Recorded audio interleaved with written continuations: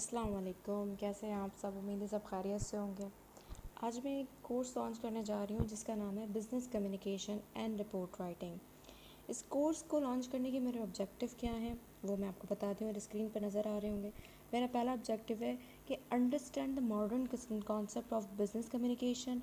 क्या मतलब इसका कि आप अगर बिज़नेस कम्युनिकेशन के कॉन्सेप्ट को समझ जाएंगे तो आपको कारोबार करने में आसानी, कारोबार बढ़ाने में आसानी होगी और आप वक्त के साथ साथ, ज़माने के साथ साथ अपने कारोबार को लेके मूव कर सकते हैं। चाहे वो डिजिटली आप कारोबार करते हो या चाहे आप मार्केट कारोबार करते हैं, फिज़िकली करते हो, आपकी सब फ्लोरिश होगी।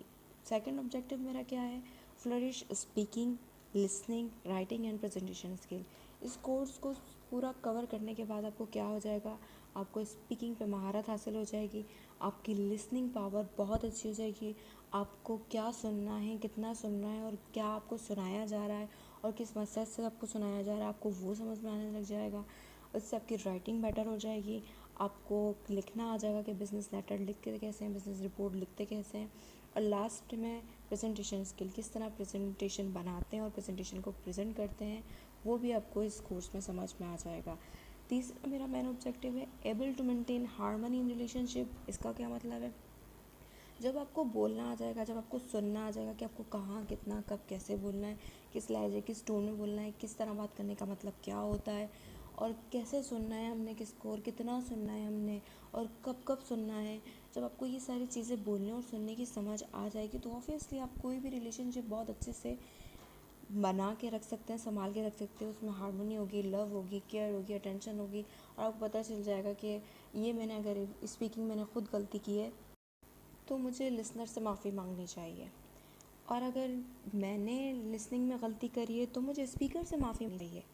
तो ये आपको बहुत सोफिस्टिकेटेड, बहुत डिसेंट बनाएगा ये कोर्स। उम्मीद है आपको ये कोर्स बहुत अच्छा लगेगा। So let's begin.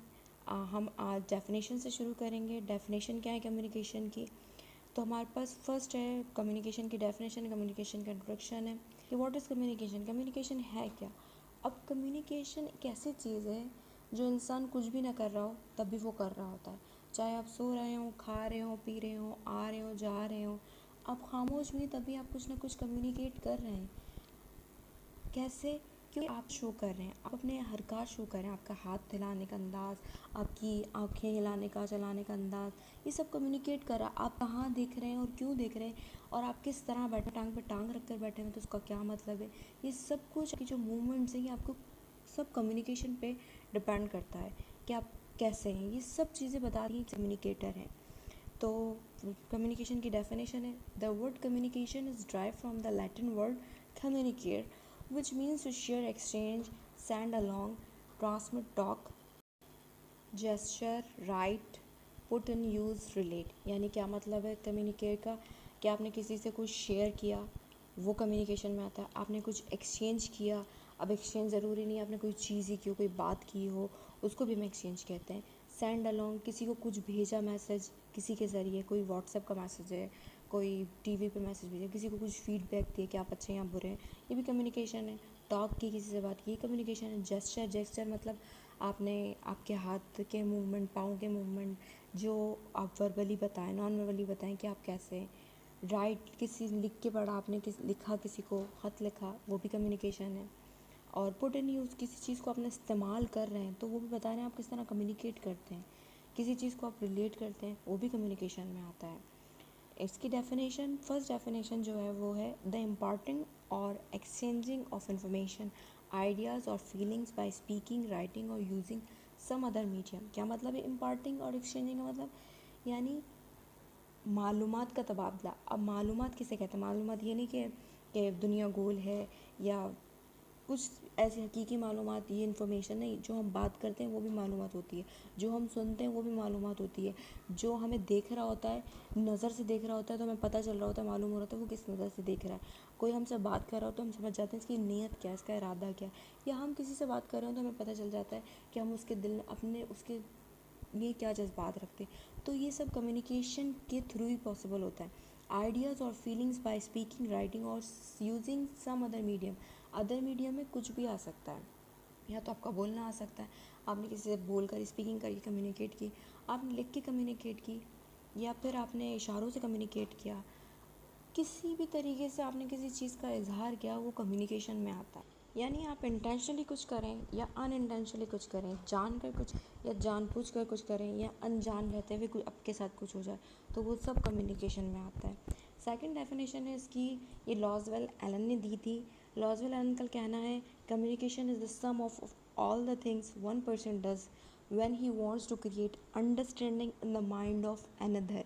क्या मतलब understanding in the mind of another का, कि एक शख्स तभी कम्युनिकेट करना चाहता है जब वो चाहता है कि वो किसी दूसरे शख्स के साथ अपने अंडरस्टैंडिंग को बना सके। यानी अगर आप तभी अपनी अम्मी से बात करेंगी जब आपका जो है कुछ उनसे कहना चाहती होंगी, बताना चाहती होंगी, समझाना चाहती होंगी, या किसी से भी आप जब भी बात करेंगे तो आप चाहती होंगी वो आपकी बात को समझे।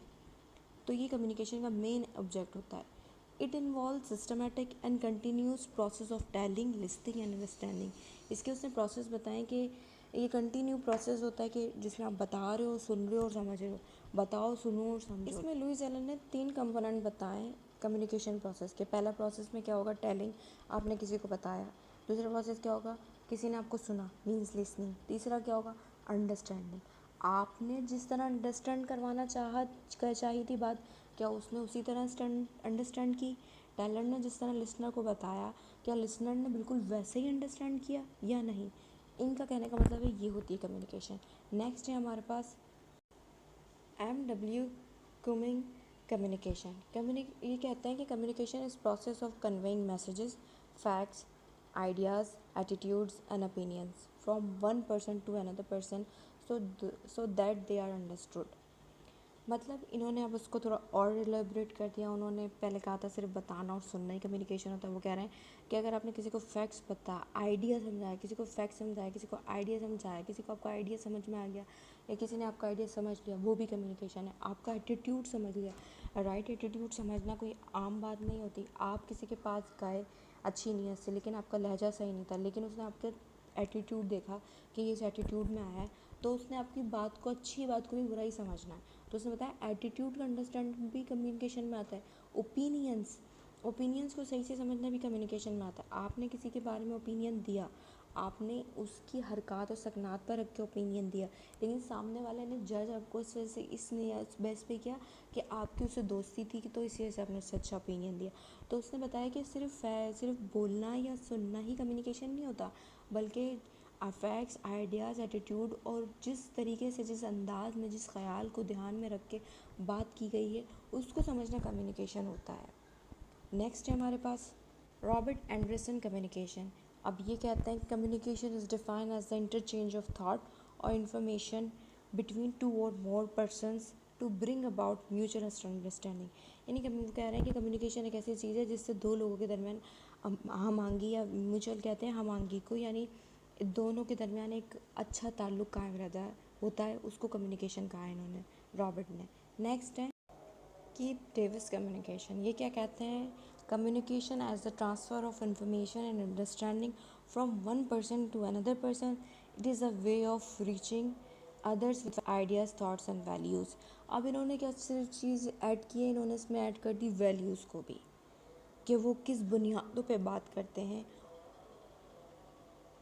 उसको भी समझना ज़रूरी है। हर शख्स अपने पुराने बीते हुए कल यानी इनहेरेंट्स को लेकर बात करता है, अपनी ख़ानदान को सामने रख के बात करता है। तो इस तरह से कम्युनिकेशन की डेवलप होती रही और पता चलता रहा कि कम्युनिकेशन सिर्फ सुनना या बोलना नहीं है, बल्कि कम्युनिकेशन फैक्ट्स को समझना है, वो किन बुनियाद पर बनाए गए, आइडियाज़ को समझना है, लोगों की कौन से ख़यालात की बुनियाद पर लोग बात करते हैं, उनके थॉट्स को, वैल्यूज़ को, उनकी कैरेक्टरिस्टिक्स को ध्यान में रख के समझना। तो I hope you like this video, and if you do then comment below. Thanks for watching, stay connected, फ़ी अमान अल्लाह। रूटीन, थैंक्स फॉर वॉचिंग, फ़ी अमान अल्लाह।